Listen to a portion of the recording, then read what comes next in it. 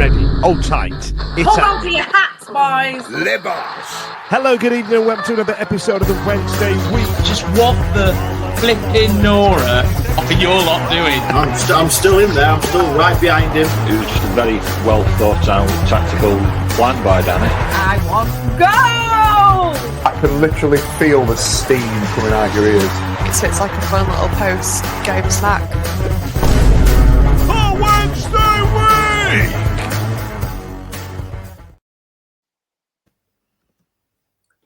Hello, good evening, and welcome to another episode of the Wednesday Week. Last Friday night under the lights, the Owls made the trip over the Pennines to visit Turf Moor, where they faced the unenviable task of attempting to end Burnley's record-breaking run of clean sheets. Whilst the stats may not tell the tale of the game, there's little denying that for those who didn't see it, it would appear as though we took an absolute hiding. Tonight, we're going to discuss whether we were better than the scoreline suggests, or whether once again we fluffed our lines against a team vying for promotion. Now, as you'll have gathered, I'm not Dan Fudge. He's having the night off and may or may not be currently undergoing some sort of experimental cryogenic treatment as he continues to accept the fact, or refuse to accept the fact, that he is no longer in his mid-20s. With me tonight, I have the old guard in Ash and John, and I'm absolutely delighted to introduce a new face to the TWW Europa League squad in Beth of Women's Supporters Group fame. Beth, how are you doing? I'm good. Thank you for having me. I've got a late call. I'm a last-minute transfer, so I've not even had time to get nervous. So let's do it. It was 100% the equivalent of Harry Redknapp in a car park. You were Peter Odemwingie, just putting yourself out there, getting in. I rolled down my window and it was Dan Fudge. Yeah.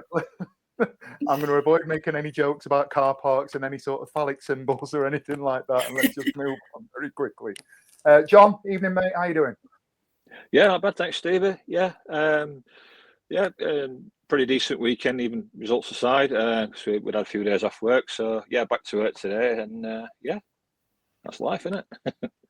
Yeah, it is. It is. It never stops. I'm back at work myself after half-term break, where I feel like I've spent the week waiting for Burnley, expecting some sort of shock result, a decent performance out of us, which we may or may not have got. We'll get into that, but as soon as you know it, we're over it, and we're back into the weekend, and then it's back to work, back to the grindstone today. So it comes and comes. Ash, how you doing, mate? Yeah, I'm all right, thanks, mate. Yeah, I think I'm suffering a little bit. I think I'm coming down with a dreaded flu or something like. But yeah, I'm battling on, mate. Yeah, good weekend. Yeah. Well, we're going to get into it. As we've said, it's the four of us, a bit of a fresh face in terms of the lineup that we've got. As we always do, though, on a Monday night, we'd like to invite you to get your comments in. And whilst we're doing it, like and subscribe on all the social medias and all the channels that we've normally got. And we'll see if we can make some entertainment for you out the next hour or so. We're going to start with Burnley then. Going into the game, John, I'm going to start with you. What were your expectations of the fixture on Friday night? Yeah, a strange one, really, because they've got this tremendous defensive record that you can't help but hear about, because they've just gone on this ridiculous run and not conceding any goals. And I think it was something like 11 clean sheets or something like that Trafford had kept. But also, they weren't like the most free scoring team. A lot of the games would be like 1-0 victories. So I always thought, I don't know why, because we've had his issues goal scoring, and we all know that, Ugbo's been on this horrific run, but when something's so extreme one way and something's so extreme the other way, you sometimes come to this like crazy situation where you think, actually, we're going to win, and Ugbo's going to get the winner. People were like touting it, weren't they, on social media, and we had a bit of a laugh about it ourselves in the chat. So, although it was a very, very stern test, and I knew it was going to be a difficult game, I had this blind optimism that we might just nick it.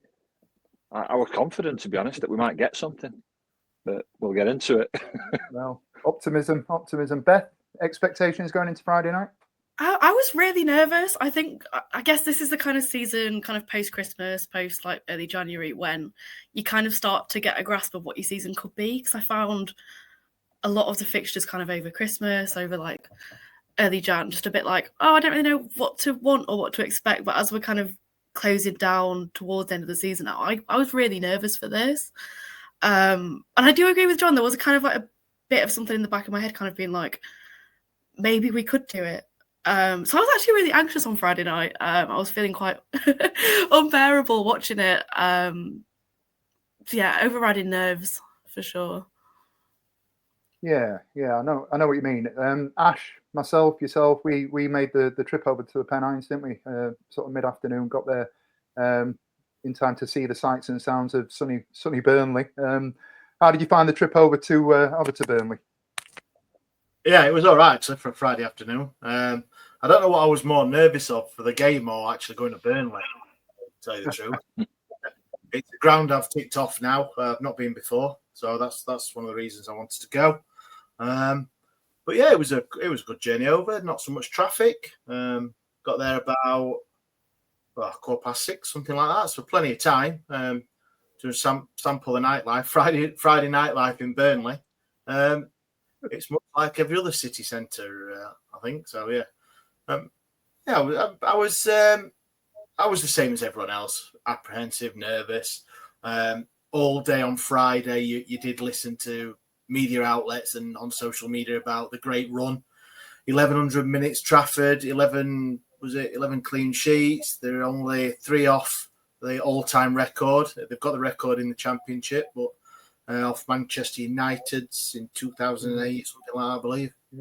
So up against it, aren't we? And we haven't been the most free-flowing, free-scoring team, have we? So, and yeah, I echo what John said about the social media. Optimism, is that a word? I think I just think that EK Ugbo's going to break his 28-game unbeaten, unscorable run, and we win 1-0, 90 plus 6 minutes. I think I've seen someone, but yeah, tough ask against Burnley.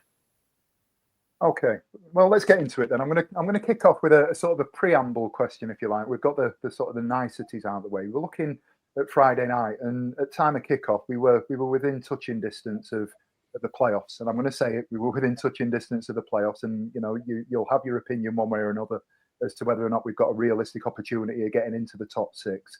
I'm going to throw this question out to all of you and then come to you individually, if that's all right. Were you looking at the league beforehand, thinking it was a must-win game if we were going to stay in touch? Was it a big deal to you? Were you worried about that potential playoff chase? And if things weren't going to sort of pan out in our favour on Friday night, were you of the mind that that'd be it, John? It's a great question because what a table gazing, I'm not so sure, but one thing was evident is that we've got this run of fixtures now that we're going through. I've obviously started with Burnley. We've got Sunderland next. We've got United on the horizon. So I weren't necessarily looking at cementing or keeping in touch with the playoffs per se. But by the same token, I realise that if we don't get some results from these next run of fixtures, we might just be a little bit too far out of the equation with time running out and games running out, so to speak, with March on the horizon as well. So I wasn't really thinking it was a must-win, but by the same token, we should. I was hoping and hopeful. That's why I went for 1-1 in the prediction that we might come away with something, because these next run of fixtures, as I said, are really tough on paper. And if we start to nosedive a bit on these fixtures, then we might just have too much to do in the running. Yeah, I take your point. We have got a tough run of fixtures coming up there, John. Beth, the same question to you. You were obviously new to the pod. Are you of the opinion that playoffs are a realistic proposition? Do you want safety in mid-table, consolidation from last season? Do you want to take the opportunity that's presenting itself potentially as it is now? And if so, how did you think Friday's sort of fixture and result factored into that? Yeah, I'm not going to lie. Of course, I've kind of dreamt about the playoffs. I've kind of thought, it is that close. It is kind of 2 points, 3 points away at times. But again, like John, I wrote for my column for Football League World last week that this is the make or break bit, I guess, this 5-game run that we've got. Because not only is it kind of Burnley and Sunderland and the derby, but there's 2 horrible away games in the middle of that. So I think as it stands right now, I'm like, it's just not happening. But I have probably been maybe a little bit too fatalistic about, that's the first of those 5 horrible games. It's quite embarrassing on paper, and now it looks really far away. I'd love to do it, but I think ultimately we need some sustainability with the season. If you look at a relegation battle, 2 playoffs, another relegation, like for the sake of the sustainability of the club and the project, I do think it's better if we don't absolutely steam towards playoffs and treat it like it's the be all and end all. I have some very strong opinions on that have been well documented, and I'm probably, being that I'm hosting tonight, I'm going to sort of pause for now. No, stop that. Come on, tell us. Come on, have a go at Beth. Come on, Stevie. I can see you. Come on. Just because she's new. Come on. I'm just easing her in. We don't want to upset Bernadette before 8:15. I'm very much of the opinion, just very quickly, that the opportunity to get promoted won't present itself every season. And I do worry about what next season looks like. And if there's an opportunity for us to go up, we take it. I absolutely believe that. And I absolutely agree with everything that you're saying, Beth. I don't think we are infrastructure-wise set to get promoted. I don't think we're ready for it. I think it'll be a tough season. It'll be a hard pre-season from a recruitment point of view. And the expectations of the fan base, if we did get up next year, and it's a massive if at this stage, what does it look like for us? We can barely sort of contain ourselves when it comes to us losing a game of football and the mind getting a hiding week in, week out from the likes of Man City, Man United, Newcastle, etc. But my overriding feeling is if we can get that opportunity to get up, we need to try and get up. Ash, I'm going to give you the last word on the potential playoff push as was Friday afternoon. Where did you see it in terms of the game itself? Was it a game that we must have won to stand a chance? And how do things look now that we're 3 days removed? If you take the view of that, obviously playoffs were a real possibility, then from now until the end of or middle of May, is it? Then it's every game's a must win, isn't it? If you're taking that mindset, you've got to. If you're looking at that, the run of 5 games that it was well documented into, we've got a bit of a horrendous run, but we have got. I believe we've got Norwich and Plymouth. We've got Sunderland who have announced they have a couple of players missing for Friday. No, I don't think it was. I did predict, I think it was a 2-0 loss for us on our predictions. I just felt that away from home we have been better this season, but Burnley, the stats don't lie, and you know I love stats. So anyone listening, it wasn't. It was a hard ask, but then all games are going to be hard, aren't they? For 3-4 points off the playoffs, we're there on merit. We're not there. I said at the start of the season I would be more than happy with 12th to 14th, and I still stick by that because of where we've come.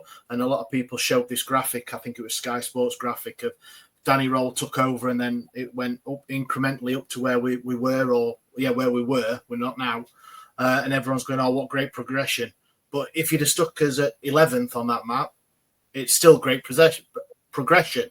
So wherever we finish, I think people that have looked at that and think, yes, we've done great. Even if we finish 11th, I think the progression from where we are is great. And I know that sounds a bit defeatist and I'm settling and all that sort of stuff, but we've got to be a bit realistic. And I agree with what everyone else has said is that we're not, it's hard because you're going back to faults with the ownership and the club and all that. We're not set up, are we?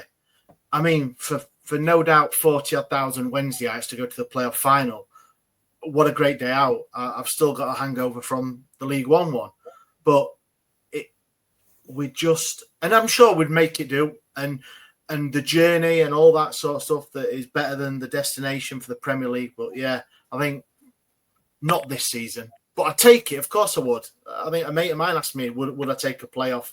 And of course I would. I'd have a right weekend in London, but just not ready for it. No. Okay, right. Let's do it then. Burnley, Friday night. What were we? 8 o'clock. So 7 o'clock the team comes out. Beth, I'm going to come to you. Here is our lineup for Friday night. We started with Beadle in goal, back 4 of Valerie, Ihekwe, Lowe, Johnson, in at left back, Shea Charles and Bannon in that holding sort of middle 2, Armstrong in front with Windass Gassama either side and Michael Smith up top. What were your thoughts on that 11, Beth, as we got the news at 7 o'clock?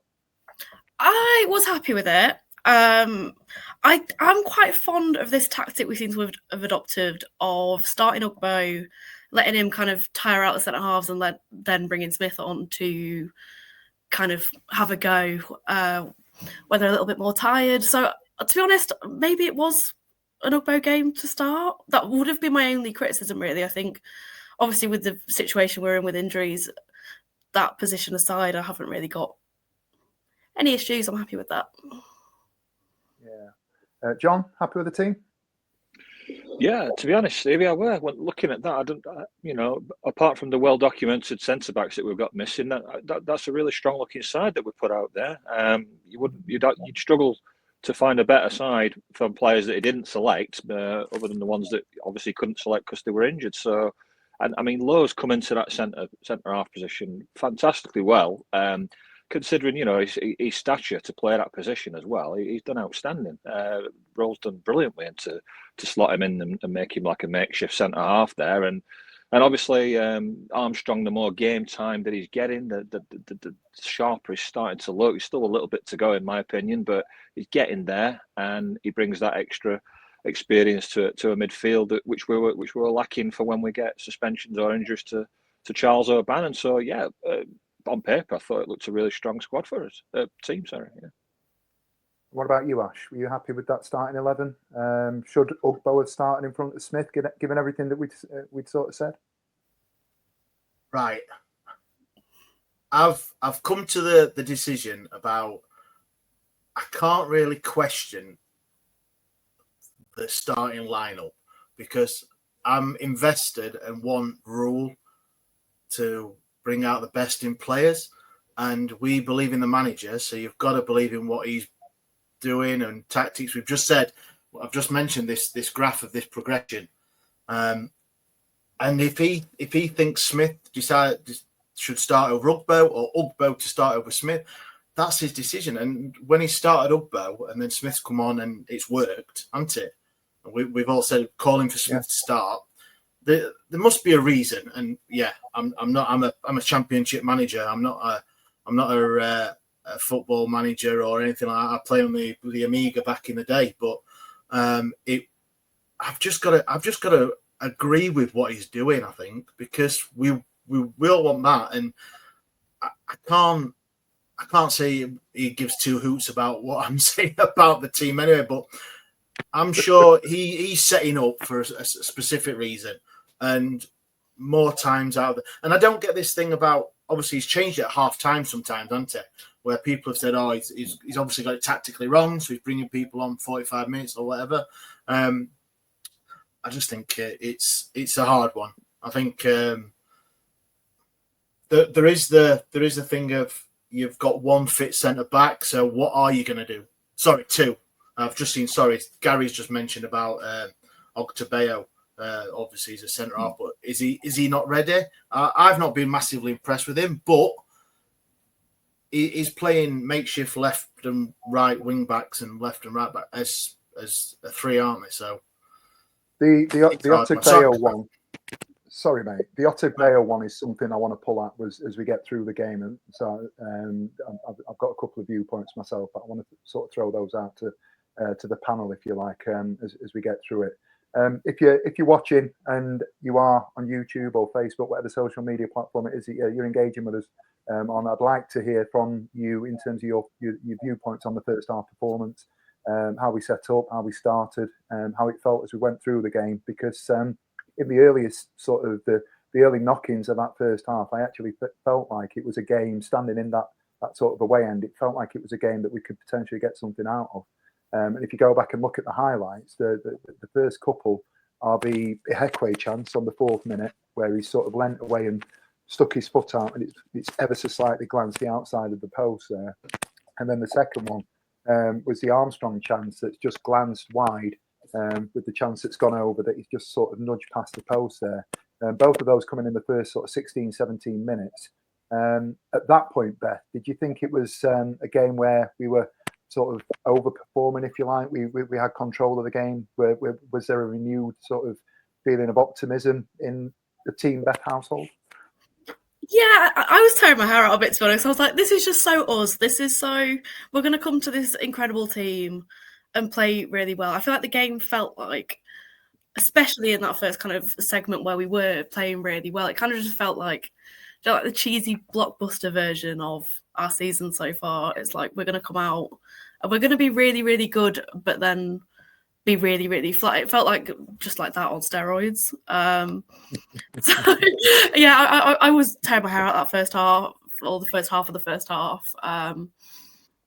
Yeah, I was really, really hoping we could do something and making a lot of really loud noises, despite being home alone on a Friday night. I think the first 40 minutes I thought was probably as good as we could have played without scoring. I know thing, but we could have played better if we'd scored. I meant, but the feedback after the game and the couple of days after from Burnley fans were that was probably the best away team they'd seen in 45 minutes. Yes, I know that Edwards scored late on, but that they'd seen all season, and that is put it on the honours board. I know it's not. It doesn't win you 3 points. Hey, we don't do that. but it is some sort of comfort that we are in the right direction and we are putting up a performance like that against a team that have been notoriously stingy, 9 goals all season, and we just couldn't finish. And that's not from the back to the middle. That's the chances up front that. For all we've had a go, not had a go, but we've talked about defensively, and we've said we've lighted the back. We should have brought a centre half. Yes, we conceded 4, but I think over the last 5 or 6 games, I don't think the defence have been that bad. It's been the other end of the field. So for me, first half, it was, we should have scored 2 goals. Should have scored 2. Armstrong had a great chance. And I think Windass had a chance. But yeah, in Ekway, in the first 5 minutes when he like stabbed the ball, I thought it was quite a good bit of technical thing. I thought he did quite well there. Slow motion. He adjusted his body a little bit, didn't he? He really adjusted his body there and just sort of lent. Yeah, I thought it was decent as well. Yeah, another 45 minutes, a different 45 minutes. We could have gone in 2-0, not 1-0 down. Yeah, before the goal, I was, again, like Ash, was at the game trying to thinking about where their sort of the threats were coming. And I've gone back and had a look at the highlights. I cannot recollect, before that Edwards chance that hits the bar, I can't recollect them having any sort of threat towards our goal.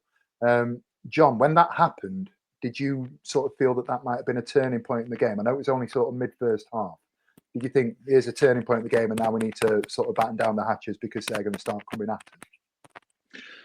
100%. Yeah, it's like what Beth were alluding to earlier, where it's one of them games where we're dominating, because that's the right word. We were dominating that first half. We were absolutely in control. A lot of the time when they got the ball, they were going nowhere. The fans were getting on the back because they were passing it backwards and sideways, which not all fans like, but we were totally in control. But the missed chances, it was just set up for Sucker Punch 3, weren't it? It's like a movie trilogy or something. Here comes another one. And when their lad gets it down the right hand side there, somebody's left him, haven't they? They've not followed his run, and he's allowed to get into the box and then jink his way. Had a bit of fortune as well, because Shea Charles, did try and make a successful challenge, but didn't get the rub of the green. Runs back into Edwards' path and is able to scoop it into the roof of the net. And then you're thinking, right, this is inevitable now. What's going to happen? We've had all these chances. We should be 2, maybe 3-0 up. They've gone in front right at a bad time as well, literally about 3 minutes before half time or something like that. And now you're thinking, right, we're almost chasing the game out, especially given their defensive record as well. You're thinking it's going to be doubly hard now. So I do think it was I know goals change games. It's an old cliche, but it's absolutely true. I do think it was the turning point in the game and made it that much harder for us to get anything out of as it transpired. Ash, just on the goal, I'm going to come back to you if that's all right, because we were in the ground and we were at the game, and I don't know about you. I think you were looking at the socials. I think you were just down on that corner behind the corner flag there, weren't you? Oh yeah, and, yeah. I was the worst seats I think I've ever had on an away. Our first row I was. Oh really? But I was Like talking. So yeah, it was right against Bannister, but I had a good chat with some of the disabled supporters down in the front. Yeah. I'll mention something in a bit about that. Yeah, I was tucked away a little bit more central behind the goal, in between the post and the pillar, if you like. So I was sort of level with the 18-yard box. When Windass lunged in to make that challenge, I don't know about you, and it might be a viewpoint sort of thing, but I just had this horrible feeling. If I'd have been with somebody, because I travelled on my own, if I'd have been with somebody, I'd have turned to them and gone, excuse my French, mum, shit, we're going to concede here. I don't know how you felt about it, but it just seemed to have all the sort of the everything was setting up for us to concede after we played so well in the 43rd minute and an unnecessary free kick that we conceded. What were your viewpoints on the goal and the sort of the team build up to it?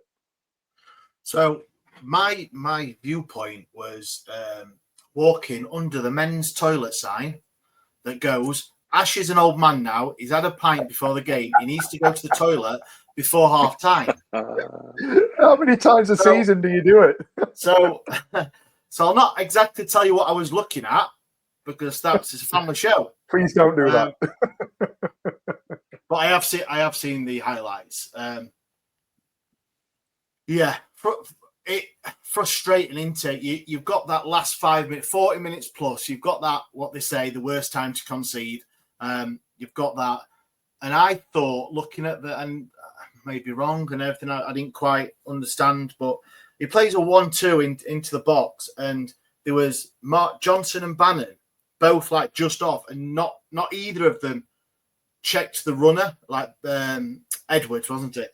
None of them that checked, and I was like, oh, and then you look at it, and then Bannon was pointing, and Johnson was just there, and it's like, come on, lads, and he just lifted it into the roof of it, and I'm not blaming any of the like Beadle or anything like that, because it was a good finish, but it's just the defensive mindset lacks of it. Whereas we saw the opposite with Burnley, and for every touch and everything corner that they were like celebrating it like it was a goal, weren't they? It was every block, anything that they, and it just seemed like we weren't at that level of putting the body on the line. Yes, it's the last couple of minutes of the half, but you've got to keep switched on for 120 plus 3, aren't you? We know this.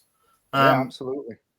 So I was really disappointed, but going in, yes, 1-0. We should have been 2-0 up. We should have been cruising, and then second half, it is one of those where thing. But we've gone in with a different mindset, and obviously Danny's maybe his team talk at half time was a little bit different from the earlier on. What would have been? Yeah. Well, we'll get onto that. We'll get onto that, mate. Just while I give you the opportunity to have a look at a couple of comments that have starred, I'm going to ask Beth a question just on Edwards. It was his first start for Burnley. What did you make of him? I know we're a Wednesday podcast, but I just think it's a good opportunity for us to sort of open up that discussion now in terms of levels. You know, with the best win in the world, we're bringing on Sissoko second half, and we'll discuss that. They're bringing on Edwards, and we're, like I said, there's levels to it, aren't they? He's a good player, isn't he?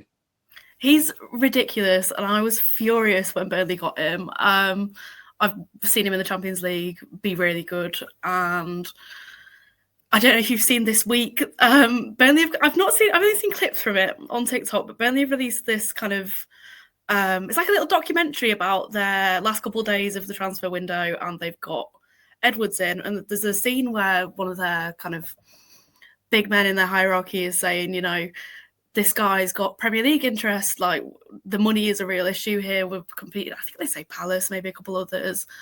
But it's that he knows Scott Parker, that he came to Burnley. I think it is Edwards is a sliding doors moment in that game for me. With those two runs that he goes on, obviously the first that was unsuccessful and the second where he does kind of get it in the back of the net. I think that's the turning point. I think that's the sliding doors moment of the game for them to have a player that, even though it's totally been swayed the other way and we've been battering them, having a player like that can just kind of snap their fingers and I've just seen that comment. Correct. But yeah, just having that moment where you can snap your fingers, you've got a player who can make those 2 runs and completely change the entire flow of the game is the difference between us and teams like Burnley at the moment. Yeah, absolutely. That the comment that Beth's referring to is our friend Ben, who's just gone. Edwards has got nout on Gassama. Ash, I've left it open for a couple of first half review comments. That's after. If there's anything else that's gone in there, do you just want to give us a sort of a quick update as to what the interwebs, as Dan would call it, is saying? Yeah, first one is Hergul McGurgle. Obviously, my description of the goal. Feel free there, Ash. I drink shorts now before a game. Yeah, mate, if I did that, I wouldn't be seeing the first half or second half. I've been with you when you're drinking shorts, mate. Yeah, Ben's got another comment. Stevie, Marv doesn't track Edwards and just points at him. Yeah, I did watch the game. Neymar at fault again for their first goal, Gary Fox says. And Craig Haywood, not bashing Beadle here, but why, when you're the size of a lamppost, do you shrink to the size of a hobbit? It gives Edwards so much space to shoot into. I don't really think his first 3 words go with the rest of the sentence. I'm not bashing him, but he's tiny. However, he's shrinking. But yeah, cheers, Craig, for the comment. Craig's all right because he agreed with me earlier, but I didn't put a comment up. Yeah. So I think we Edwards, he's another one of those young players, isn't it, that's had to go abroad to play his trade. And we've seen it before, haven't we? The likes of Sancho and Bellingham, and obviously they're a level above. But Edwards, Sporting Lisbon, Beth, he played for, weren't it? I think it was, yeah.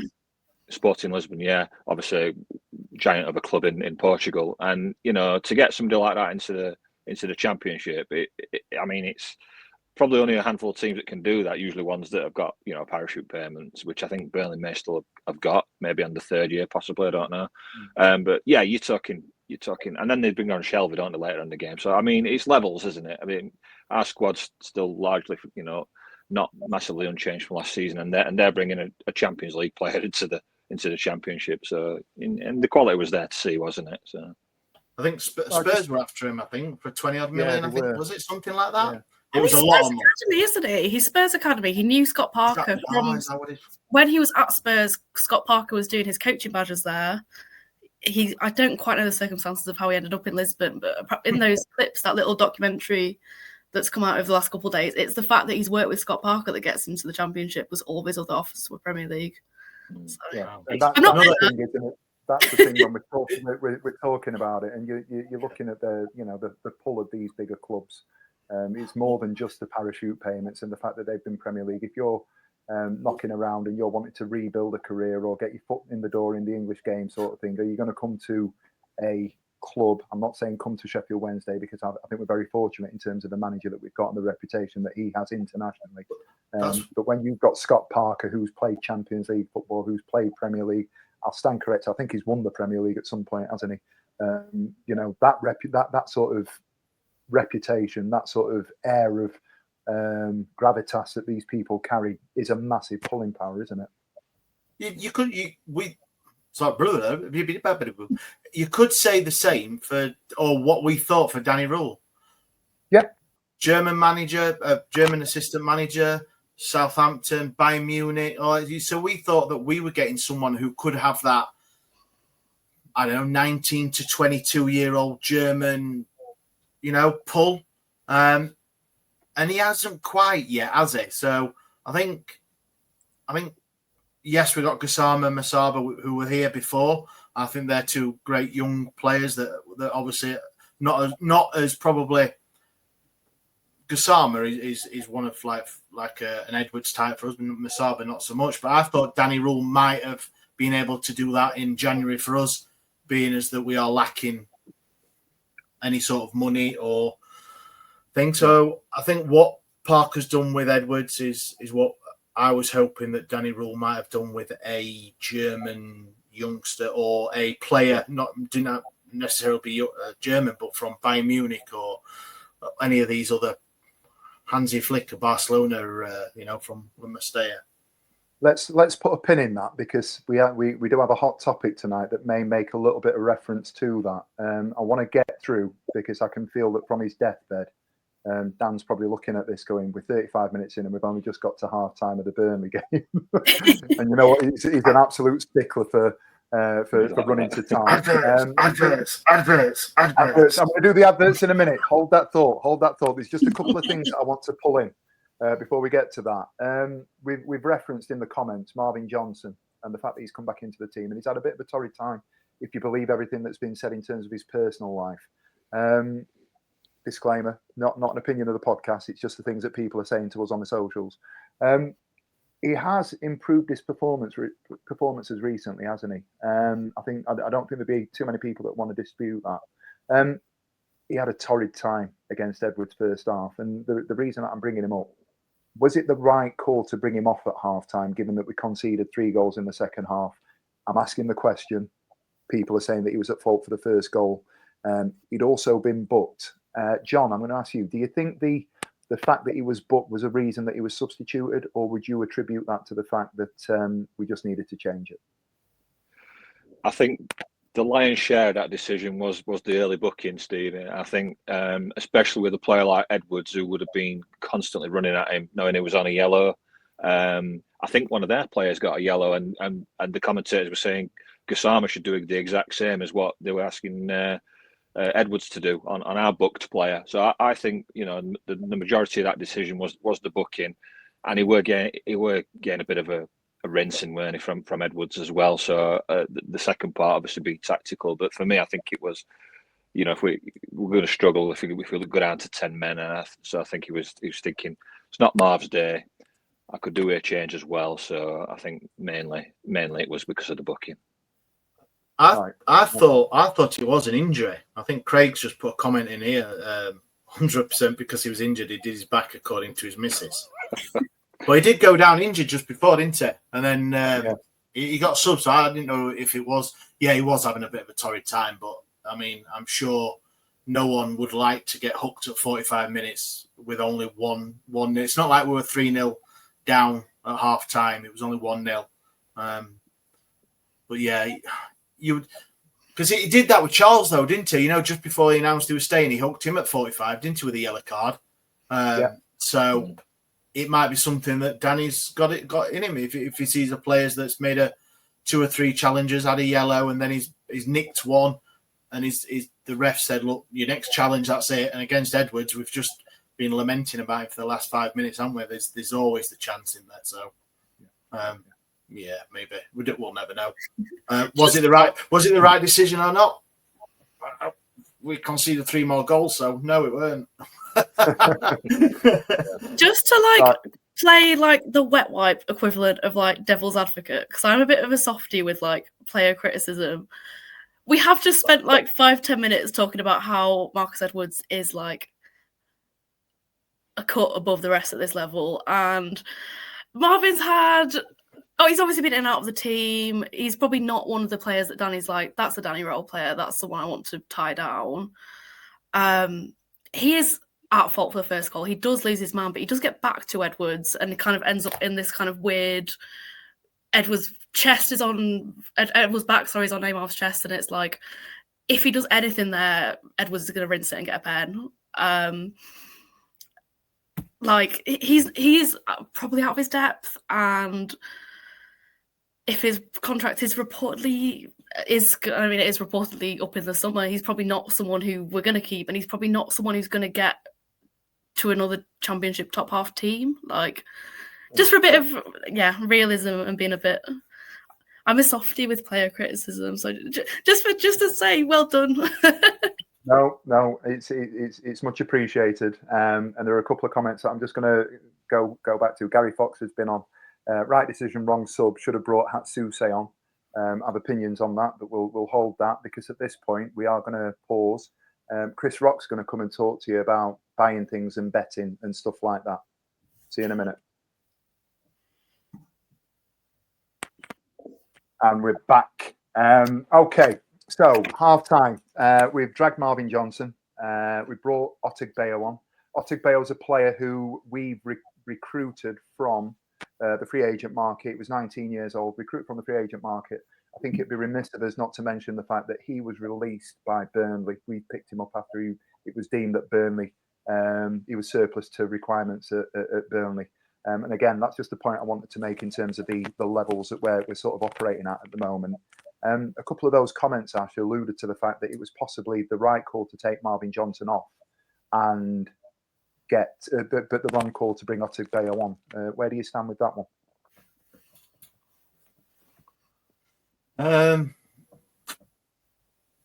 It's a hard one because we are lacking, like we mentioned earlier, lacking in defence, aren't we?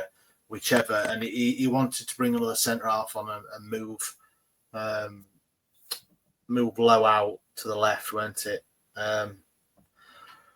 We conceded 3 goals in the second half. I mean, it's a hard one. It's hard because I'm not the biggest Otigbayo fan. I think he's a youngster, and no doubt he may come good.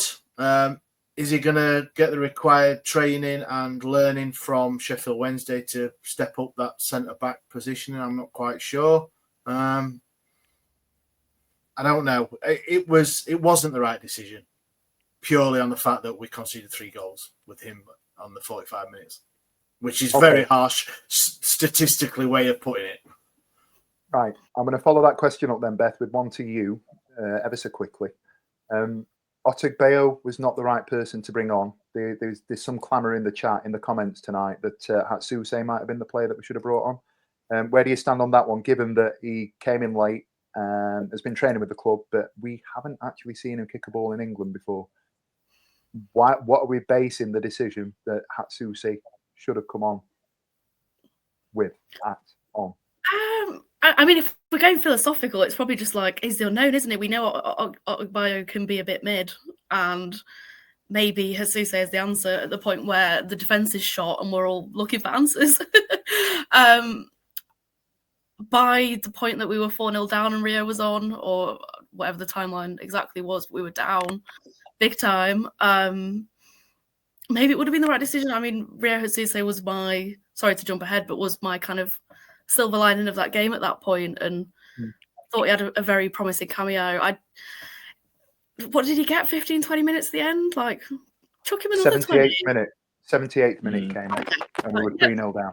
Chuck him another half hour then, like, why not? Yeah, fair. John, I'm going to come to you. I'm going to fast forward to the next chance that Wednesday had. 55th minute, Armstrong, another one of those side foot opportunities that he glances just past the left post. It was fine margins again, wasn't it? I'm coming to you to ask the question. What have you made of Armstrong over the last 2-3 games? He came in at very short notice. It was a bit of a surprise. How do you think he's settled into the first 11? Yeah, it's a good question because he was on pre-season with Vancouver Whitecaps, and so I don't think he had much football. Obviously, we're in way past the midpoint mark now in our season, so he's not had a lot of game time. He's a player that Rule knows from his time at Southampton.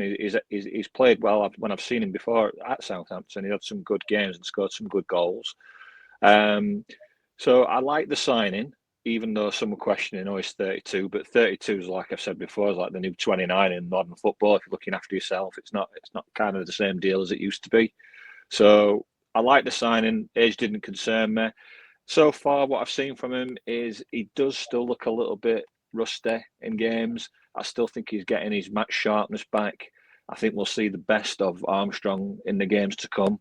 But I can see he does forge a good trio with Charles and Bannon in that midfield. And when he is up to match sharpness, I think that's a really good sort of diamond, if you like, that we have in that midfield. So he's getting there. And obviously he should have scored. Obviously he missed that sitter, didn't he, in the first half, and then had that other chance what he mentioned there. I do like him, and I think the best is yet to come. We've just got to be a little bit patient with him because he didn't have a lot of football prior to joining us. Yeah. Okay. For those people that are watching, as we said, we keep welcoming your comments. If you've got any viewpoints on players that have played, players that aren't playing, players that we sort of not given an opportunity to. I can see that one or two have come into the comments. I'm going to be coming to Ash in a couple of minutes just to sort of get some feedback from you lot. So keep them coming in. Beth, I'm going to come back to you on the second goal. 62 minutes. Josh Brownhill, 6 yards. He'd been on the pitch for about 30 seconds. Talk me through it. Let me find that bit in my notes. Right, the second. Notes? Look at the new bit coming. Showing us up. Look at it. Baptism by fire from Mr. Spence. I got the late call. I was stressed. I've been cramming like it's like the night before my GCSEs. Like, I'm gonna feel while Beth just familiarise herself. I've got it. We're all good. Coming on, showing us up with prep and notes and stuff. That's it. I've not fluffed my notes on this one, but I kind of thought the first two goals are a bit of the kind of chasm in quality, and it's the second two, the third and fourth, which are the ones that are like, we really should have done better for those. So the second one is not quite as intense as in like, wow, what an amazing player as the Marcus Edwards goal is, but that's still a player who is a cut above ours, in my opinion, and it's annoying. But again, it's one of those, in my opinion, that you can kind of chalk down to that's a really good player, and it's a moment where we've got our heads down because we've been hammering them, and now it's coming off. Yeah. Well, you've just, I think I could absolutely concur with you there. The first two goals, even with the second goal, it's right. The second goal sort of was the final nail in the coffin for me. However, we were still there, and then the third goal went in, and it's that is it the Martin meme from The Simpsons where Stoppy's already dead. By that point, we'd got to it, and the third and fourth goal were very much we'd done. The white flags were waving, sort of thing. But we'll get to those very quickly. Before we do, Ash, have we got any comments? Yeah, Gary Fox has said, thought Armstrong was very good. When he went off, though, we lost the midfield. I thought it was a bit interesting. Sorry, read the next comment, mate. Sorry. Craig Haywood, one thing I noticed, Bannon looked unimpressed with Armstrong was taken off. The three looks really good. Creatively, we look better with him in. And the last one is Ben. I like Armstrong, and from what I saw of Ryu, Sissoko, on the other hand. I know. I want to super quick get through the third and fourth goal because there are a couple of points I just want to pick on very briefly around substitutions of the players. Third goal, John. It was a bit of a shit show, really, wasn't it? Nobody dealt with it. Ihekwe fluffed these lines. Charles tries to clear it, clears it straight into Ugbo. Ugbo looks pretty disinterested. Valerie seemed to be ambling on in the right back position. Connor Roberts steals in at the back stick or centre of the goal. Side puts it in. Shea Charles head in hands. Where were you with that third goal?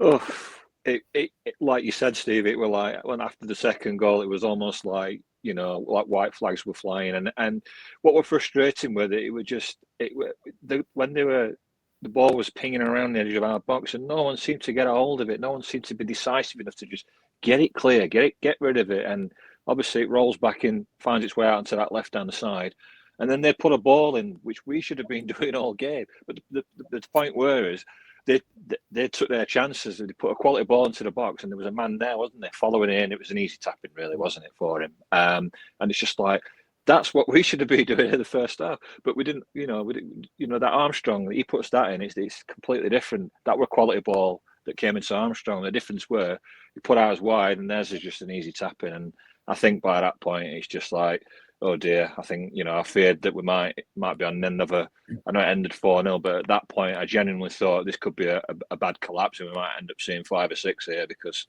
it was clear that they knew the game was up, to be honest. So it were very slack, and it's one of them chucking his chewing gum moment, I think, for Danny Rule. I've seen him do that before, just thinking like, how are we coming out of this game with nothing? How are we coming out looking like we've been soundly beaten, which the scoreline says we've been soundly beaten. But as you know, you guys were both there and I watched on TV, that was a game we were very much a part of for, certainly first half and up until the second goal, really. And then after that, it was gone, wasn't it? Yeah, and then very, very quickly, fourth goal, Stanch, Rocket, absolutely hammered it. 96th minute, game done. The reason I'm going quickly with that. Go on. Sorry, Stevie. Last one there. No one closed him down, did there?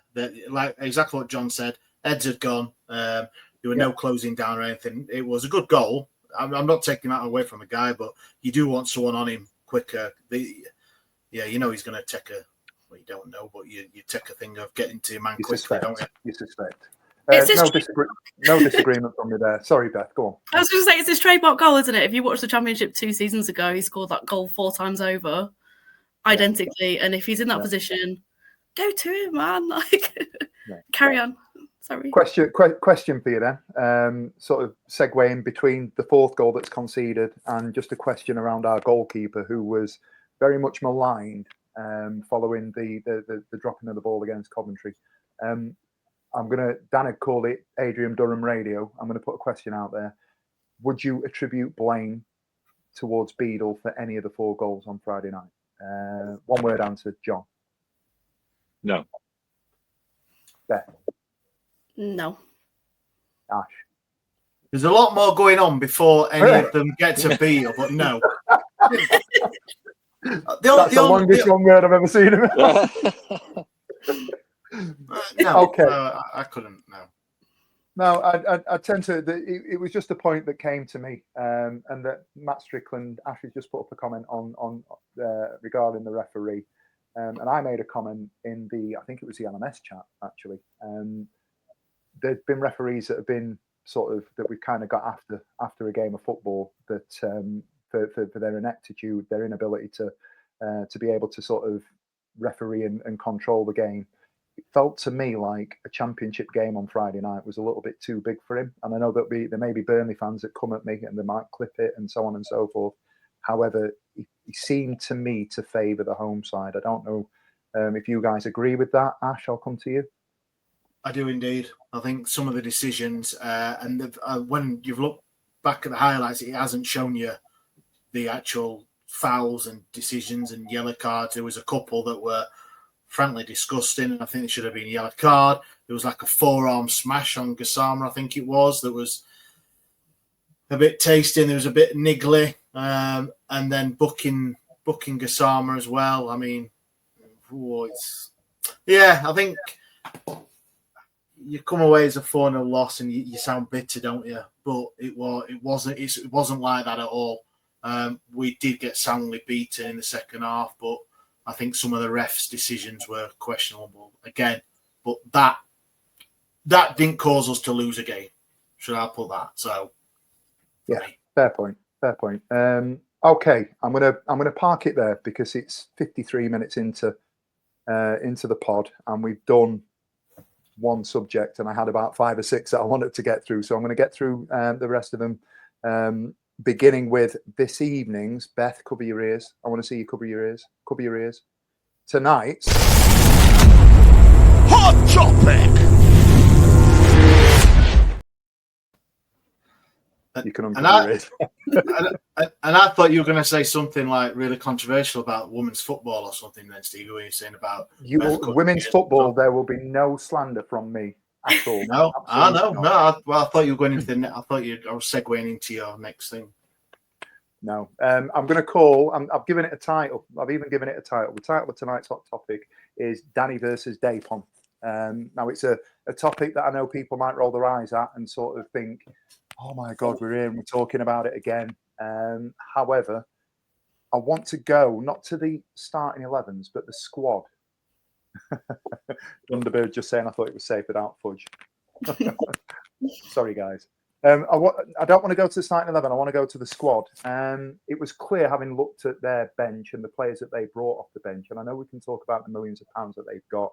We don't have the money to compete in terms of the parachute payments, etc. The question I'm going to ask tonight, looking at that, there is more depth with Burnley for the reasons that we've just discussed. However, do we feel that January's transfer window has cost us to an extent in terms of the alleged unrest between the chairman and the manager? Could more have been done? Should more have been done? Where do we sit with it, John? Oof. Wow. Yeah. So could more have been done? Absolutely. Should more have been done? Yes, of course. And I think it was probably a strong word, but I think it was borderline malpractice not to get another centre half in. I really do. And I think when it's all said and done, we're going to look. And you mentioned it earlier on in the episode, Stevie. You know, if we want to go for it, it's got to be this year because you don't get many seasons where you're going to get a chance, particularly when you're at a club that's got limited resources like we are. But we were to look back at the end of the season and miss the playoffs by, I don't know, 3-4 points, and you could have done more in the January window and got in there, then that's a huge opportunity missed, in my opinion. And, you know, hopefully we have some ridiculous upturn in form, we can get there. But I do think we were misguided not to at least get another centre half in, one or two players in that January window. You're not going to get opportunities like this. They don't come along every season. So for me, you should have done more. Oh, I can see that Ash has put some comments up. Please, if you're watching, you're getting involved, please continue to get your comments in so that we can get them up and we can have a chat about those as well. I've asked the question to John. I'm going to put a slightly different spin on it for you, Beth. In terms of Danny versus Dejphon, if everything that we've heard, read, seen, been told is to be believed, who's to blame? Oh, Stevie! Wow.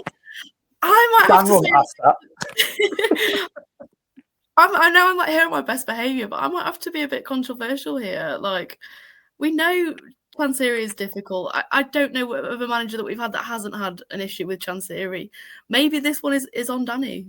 You know, there's obviously been a lack of pragmatism from him there to be like, put away whatever it is. I know I'm obviously not privy to what happened between the rumours with, I don't know, Southampton or these various disagreements that have kind of alluded to how the issue arose. But like, he's all the managers have had issues. He's the one who's got one that's become so public and had such a kind of obvious impact on a transfer window. Sorry, if not a season. So if I had to, I think they're both been big babies, but if I had to go on one of them, to be honest, he's been the exception to the rule in this case. It's like it's almost like the year sevens that have had a falling out, the boyfriend girlfriend in year seven that have had a falling out, and then they're going, no, you go and talk to him. No, send her a message. Back in 1990s, before the mobile phone, it sort of fast blew up. Sending little notes to each other and getting the mates to hand them over and things like that. Men are so dramatic. Oh my God, what are you doing? Okay, Ash, forgive me. I don't know if we've got any comments that we can pull on. And then if you just want to give us your sort of viewpoint in terms of where we are with Danny versus Dejphon. Yeah. I get the vibe that you're kind of, I'm not saying that you are rolling your eyes a little bit, let's move on sort of thing, but no. Where do you stand? I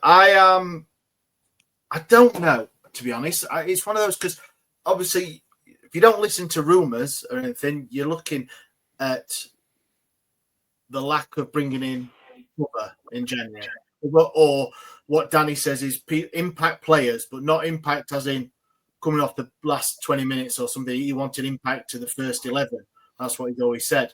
And I still don't, and I haven't got a clue what the transfer policy is, who talks to who about who wants who.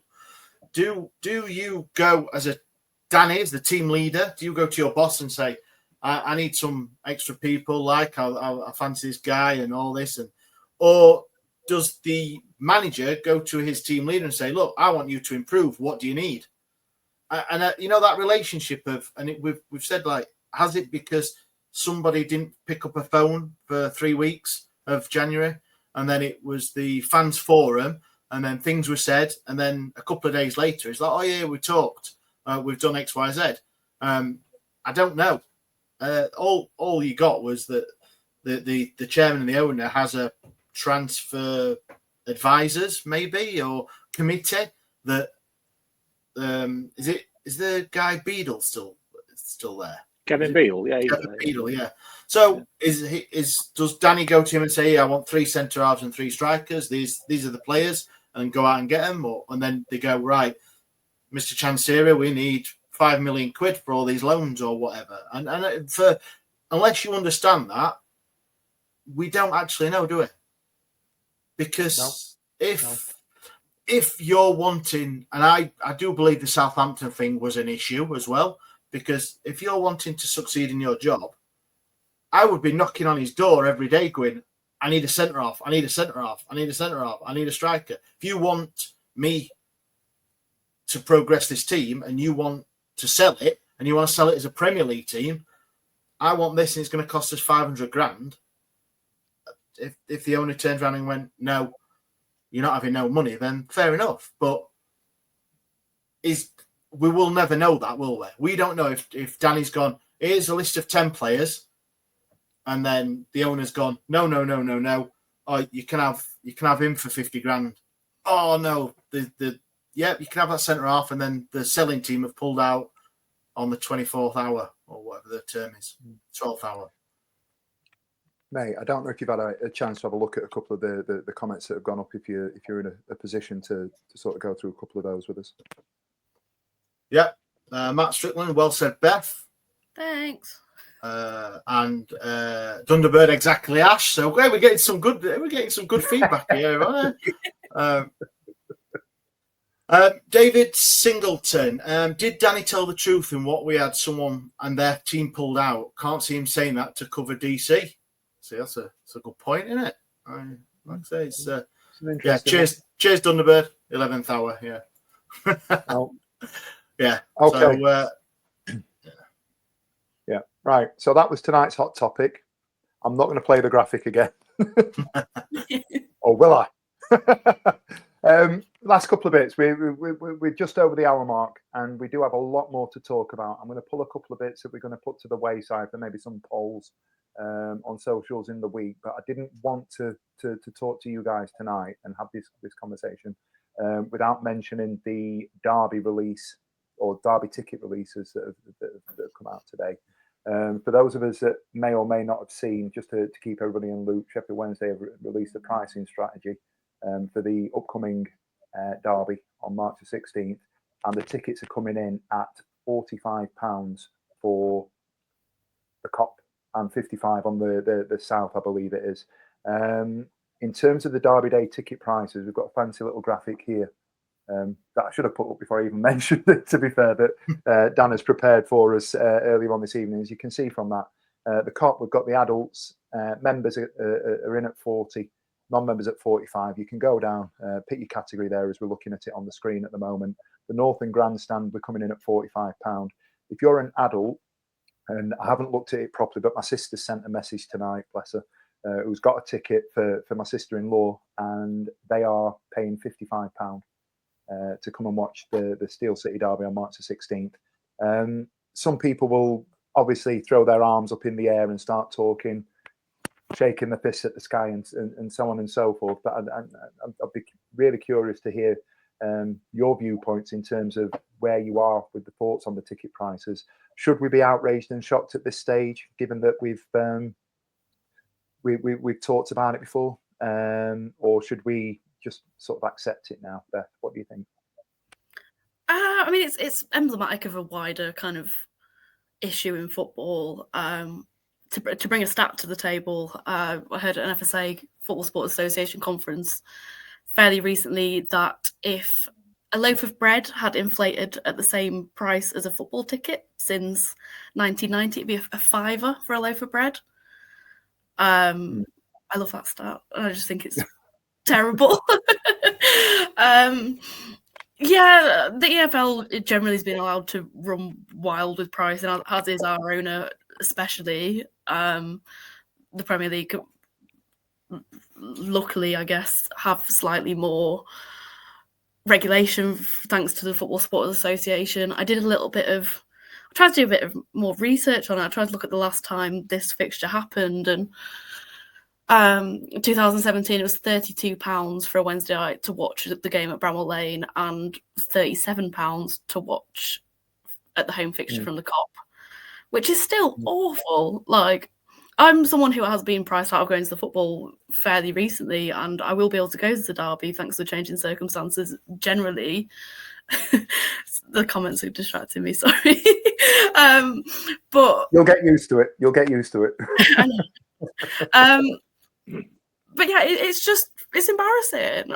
I will bring probably my sister to the game with me, and having to text her today being like, oh, by the way, it's like 45 quid. Like, my sister's a Wednesday fan.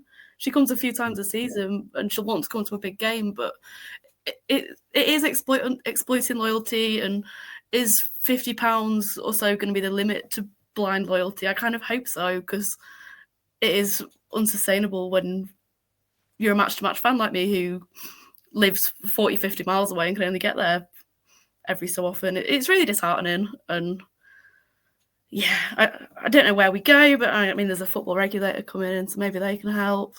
I'm trying to not get carried away. I can yap about this for ages.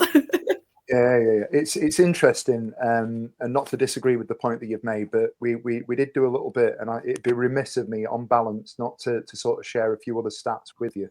And these have come up, and I knew this would happen. Excuse the terrible graphic. I need to have a word with the podcast admin, but where we are at the moment, if you're looking at the screen, is the pricing strategies and structures for comparative derbies. Starting with Manchester United versus Manchester City. If you wanted to go and watch the Manchester derby, it would cost anywhere between £80 and £120. Disclaimer, all of these ticket prices have gone for non-members, and the research has been done by a very poorly Dan Fudge. So if anything's ever so slightly out, that's where we are with it. Don't blame me or Ash. We're on here now. The mouthpieces for Dan Fudge. Arsenal versus Tottenham, £75 to £107. Their Premier League, that's North London. It's Manchester, the home of football, in inverted commas. We could argue that between Manchester, Sheffield, and everywhere else. However, if you want to look at comparative in terms of the Championship, you've got Blackburn Burnley at £35, Preston versus Blackburn at £32, Luton versus Watford at £32, and Cardiff versus Swansea at £25. Now, I appreciate and totally understand that there's a difference between same city derbies, and we're talking about Arsenal versus Tottenham. However many teams we tend to have in London makes it a bit of a different story, because there's a derby every other week if you're living down there. Manchester is Manchester in terms of the Premier League and everything that they're peddling at the moment. John, how do you feel about those prices in comparison to the others that you've seen? It's stark reading, isn't it? When you look at it like that, and that graphic that we're up there charging that kind of money for, you can rebrand it, you can call it what you want. It's second division football, and we are charging that kind of money. I feel quite embarrassed at times, and I feel very frustrated for some of our fans that can't make it because of that. I think one of the things that has never really sunk in with our chairman is that, and he's been here 10 years now, let's not forget, is that he once famously said that our money means nothing. Yeah, that was an actual direct quote that he said at one of the forums. And yet he feels fit to, or people around him or whatever it is, feel fit to set those pricing categories and those prices. I just don't think it's fair. I don't think it's right. I've said it in jest, but we're a working class city. We aren't London and the rich parts of the world and where the capitalism is. We're a working class Yorkshire city, and people can't afford that kind of money on a consistent basis, and nor should they. I mean, let's not forget, and I'm not going to go on a rant because we push for time, but we're paying that kind of money. But what's the quality? That's like, at least when you're paying for something, like let's say you shop at Sainsbury's or Marks and Spencer's, you're getting that bit extra quality. We're charging that kind of money for a squad that's had not much upgrade from last season and is working wonders because of the genius of Danny Rule. Nothing more. We haven't gone out and had an influx of players, and we might think, well, yeah, it's 50 quid, but look, we've signed X, Y, and Z, and we're pushing for the playoffs, or we're pushing for the top two. No, it's none of that. I don't get it. I've never got it, and I feel sorry for the fans that can't go because of it. Strong words, John, and words that I can't necessarily disagree with. Ash, I'm going to give you the final word. Where are you with the pricing? And I'll ask you a question. What do you think would have been a fair price? Right. I'm going to go against what everyone else has said, and I'm going to get slaughtered for this. And the prices were announced in August or July, were they? So this is not a surprise to everyone because of the banding, A to H or whatever. So everyone knew that the United game was going to be an A banding. So we knew what the prices were going to be, or we should have done. So it's not nothing new, but that doesn't excuse obviously the prices.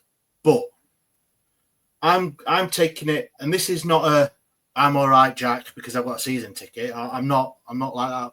But what I'm saying is, we've criticised the owner for being a bad businessman and everything. So if you've got a product that you know you're going to make maximum money from, and I firmly believe that if the tickets were 60 quid, that it'd sell out. I do, because people want to go to the game. And there is games like that in the world. And if you're from Sheffield or from around Yorkshire, and I would imagine that, like Beth just said, her sister's going to go. She goes to 3 or 4 or 5 games, but she wants to go to United. Of course she does. She wants to go to the biggest game of the season. And there's going to be people like that. So he is making maximum money and for the minimum investment for him, because the policing, the everything's going to be the same cost, no doubt to him. So he's going to fill the stadium on probably the only day of the season when he's going to make the most money. And we're thinking him he can't afford X, Y, Z, and he's come around and said, "Well, I'm going to charge you." Yes, it's bad that he's charging the fans and he's not putting it into his own pocket. But as a business decision, I can't fault it. If you know what I mean. And I know that's going to be controversial. Probably fans saying he's rinsing the fans again. He's rinsing the fans. And yes, but he's making a business decision where we've always accused him of being. And yes, there is things behind the scenes and at the club that he should concentrate on more about getting money in. Probably the, I don't know, concessions or selling faster beer or charging more in the sponsorship and things like that. So, yeah, that's it. I know it's not probably the right way of going about it, but as a business decision, I think he's going to want to maximise his income. Yes, you're paying top dollar for not just the team though. You look around, the fan zone is poor, the shop's poor, the facilities are poor and everything. But he's just thought, I can make as much money as I can, so do it. And if you look on the thing, after one day, I think there's only about 3,000 tickets left. I think that's the thing, isn't it? And that just sort of, it's a nice way to sort of sum up that discussion there. Is one that I'll always go back to is Dan, who will always say it doesn't matter how much he charges, we're going to sell. We have this outrage and this sort of massive conversation about whether or not it's the right thing to. We've just lost Beth. I hope she comes back. It's the right thing or wrong thing to price it. The strategy around pricing is what it is. However, we throw our arms up in the air as Yorkshiremen, but at the end of the day, we throw our arms up in the air and then we pay it. Now, if you're a businessman, as everything that you've just said there, Ash, if you're a businessman, you are going to be inclined to say, right, I want more money. So I'm going to charge those prices and we're going to get it over the line. And to the point we're making, to make it a more sustainable sort of or viable sort of company, if you like, we're going to do that, and that's just the way that it is. But I agree. He should. There should be low prices, but he's an opportunist. He's not opportunist, but he's charging people for that. And like I said, you're going to get thing, but the only way that you're going to stop that, I think, is people not go. But I'm going. You're not going to go. Thousands of people who've got it. It's their ritual. It's their escape. We've gone through this discussion millions of times, but it's the same, isn't it? People are not going to go. So if we got the season tickets, if we've sold, I don't know, 18,000 season tickets, Sheffield United are going to get given 2,800 tickets or something like that. There should only be 21,000 people there. But there's not. There's going to be 34,000 there, isn't there? Yeah. Because people want to go to the game. And people say, well, it's not as easy as not paying. It is. I think it is. It's exactly that. It's exactly that, mate.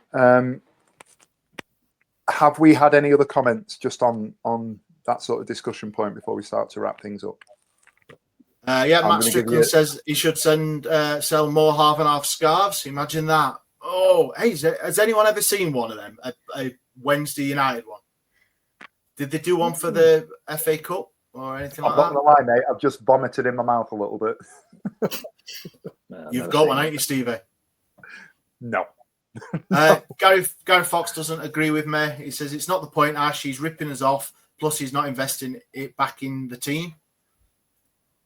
It might be. It might just be the 50 grand a week wages Bannon's on, or he has been on for the last God knows how long. But he agrees with you, John. So I'm not Gary's biggest fan, but thanks for the comment. Chef Cam is go on, spot on, John. I don't think we've had as many people agree with you, John, ever. We're going to rename the show. Yeah. Dave Reed, fans are certainly being priced out. Without my season ticket, I wouldn't be able to afford it. I think it's a really useful conversation that we just sort of touched on, and we can only scratch the surface in an hour-long podcast. It's a topic within itself, and I'm sure it's one that we'll go back and revisit, over the coming sort of weeks before we get to the end of the season. Go on, Ash. Sorry, Stevie. Hergul McGurgle's just put, who wants to sacrifice something they love? And that is just what I mean. So if Hergul McGurgle, he will pay £80 if the ticket's next year. That's what I'm saying. That he knows people are going to keep coming back. So we're saying you can't complain about ticket prices if we're still going to sell 34,000. It's mad, isn't it? Because people are going to want to go. Yeah. Okay. As I said, it's an interesting talking point, and one that I'm sure we'll come back to, and we'll mention it again and again and again and again over the next sort of weeks and months. We've gone long. Dan's probably shaking somewhere in a corner. We're at an hour, coming up to an hour and 20. Before I let you guys get off, have we got any other business? I know that there are a couple of bits I want to reference. Yeah, I've got one. We had a message in the chat earlier from Ian. I'll just put it up. What he says is, Ash, when you get a chance, can you mention that Owls America are having a get-together in Tampa, Florida on the March the 29th? Details on Owls America forum, so long as Sky don't change the bleeding date. Every year I believe Owls America get together. I am wanting to go, and I've been wanting to go for a few years, but I don't think that away days. I don't think that away days in my my remit, to be honest. But if you are in Tampa on the 29th, drop the guys a message, and I'm sure they'll welcome you in blue and white. So cheers, Ian, for that. Yeah, absolutely. Okay, the couple that I've got, we'll start with the big money one. Today last night we launched privately. We're gonna this week be launching Last Man Standing 6. It was won this weekend by our Danish friend Pete Lohman, who earned just under £600 in Last Man Standing by correctly selecting Brighton. In the final two. Arsenal went out this weekend. For those of you that are involved, just keep doing what you're doing. You know the rules by now. For anybody that is new or maybe new to the process and would like to get involved, we have a wonderful Last Man Standing community with all the graphics and all the information that you can see on the screen there that is responsible for us in terms of getting a group together that is a group of like-minded Wednesdayites that chat irreverent nonsense throughout the week and then moan and whinge every Saturday or every match day. But for the £10 of the pleasure, you also get to get involved with a little bit of the Last Man Standing competition that we've set up. That goes live this week, and the deadline will be a week on Friday. So get your £10 in and you can get involved with that. Keep an eye on the socials. And then the final one, I'm going to hand over to you, my friend Ash, just to re-push and plug our new and now annual Easter egg drop. Graphics on the screen. Yeah. Take it away, mate. Yeah, we can call it annual now, can't we? Yeah, so launched last week. Announced last week. Yeah, we are going to be at the Hull City home game and Oxford United home games to collect some Easter eggs off anyone who would like to donate them to our charity partners. Also, not mention last week, but last year we gave away for anyone who donated an egg, got put into a hat, and they won a home or away Sheffield Wednesday shirt. This time it's going to be a £75 voucher for the Mega Store. So you can get as much as much. Get a match day ticket. You can get a match day ticket for the because the derby's before, isn't it? But you can get a tape measure with the Aussie Owl face on it. You can get a scarf, just the one, a hat. You could even get a shirt, or you could probably still get a 2022 home shirt for about £60. So you've got enough for that. So anyone who donates an egg, those games. Also, if you want to collect them at work, I know this is a big ask. If you want to set up a little donation station at work or anything, if you want to DM us, I'll send you the graphics you can print out. And I will, if there's enough, I will even come and pick them up from you, save you bringing them to the game. So, if anyone would like to, 674, I think it was last year, is the target. So you've all got something. You've all got something to aim for. So cheers, Stevie. It's great. No, mate, you don't need to thank me. It's your big brain that's decided that this is something that we should be doing, and it's a fantastic cause that we're doing it for. 674 over 3 games. We only have 2. Just to reiterate that. So if you're thinking about doing it and you are going to be able to get to the games, I've shared it privately with a couple of WhatsApp groups. Feel free to spread it far and wide. It's a fantastic cause. Again, Sheffield Children's Hospital and PACT, I believe it is, that we're doing it for again this year. It goes such a long way, and it's something that the club got behind last year, and we want to keep it growing. It's nothing that we get anything out of other than being able to provide something for people that need it, a lot more than we do, to be honest with you.